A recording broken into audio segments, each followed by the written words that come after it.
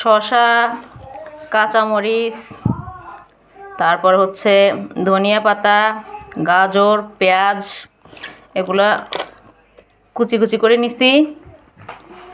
এখন 1 চিমটির মতো লবণ দিয়ে দিলাম। এরপর এগুলাকে মশলা দিয়ে মাখাবো। এরপর দিয়ে দিলাম একটু সরিষার তেল, হৌরার তেল আরই, বালা তেল, হৌরার তেল যেটা এখন দিয়ে দিলাম। এবার একটু নাড়িয়া চাড়িয়া নেব যাতে তেলগুলা এই সালাদের সাথে মিশে যায়। এরপরে আমরা দেব মশলা, মুড়ি মাখার মশলা।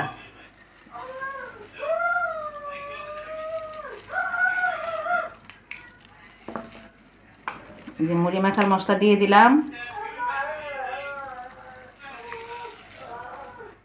এখন এটাকে ভালো করে মিক্স করব, তারপর মুড়ি মাখাবো, এরপর আমরা খাবো।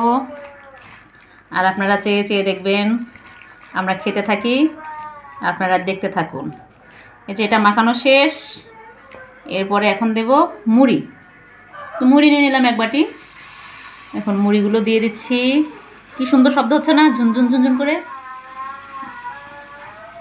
এই মুড়ি দিয়ে দিলাম। এবার এটাকে ভালো করে এপাশ ওপাশ করে ভালো করে মশলার সাথে মাখিয়ে নেব।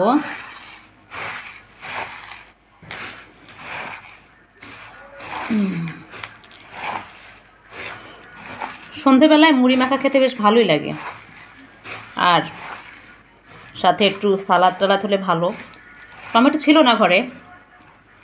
ও একটা কথা বলতে ভুলে গেছি, আমি তো এটার সাথে একটু লেবু কুচি কুচি করে দিছি। লেবুর খোসা কেটে দিলে একটা ভালো গন্ধ আসে, বা সরি গন্ধ না, ফ্লেভার হবে, এটা ভালো ঘ্রাণ আসে।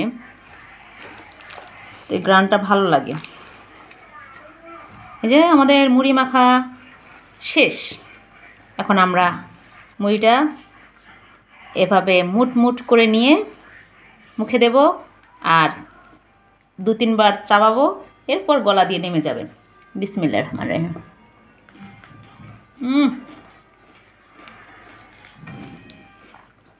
সেই স্বাদ। এত স্বাদ কেন? যাও তোমার ভাইকে ডেকে নিয়ে এসো। যাও ভাইয়া, আসো। তো আমরা খেতে থাকি, আপনারা দেখতে থাকেন। আমরা এখন মুড়ি মাখা খাবো, আপনারা দেখবেন।